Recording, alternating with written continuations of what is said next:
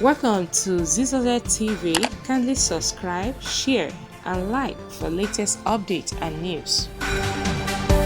Not beggars. Subscribe to We this come for channel. the money we put here. So the next is to go to court and before we give another to them. So that they will compel them to give our money. We are hungry at home. We cannot eat at home. Our children are hungry. Our wives at home are hungry. This is not right. I've never been to any country. I've traveled around Europe. I've never seen a place like this in the world. It's a pity. Can you even see a soldier? I don't care whether they're soldier or not. Nobody's giving him attention. Nobody. So They don't care. Me, I just against us. I saw people here and I decided to also see what is going on I think we here. should go to court. So I don't like the way they are treating people.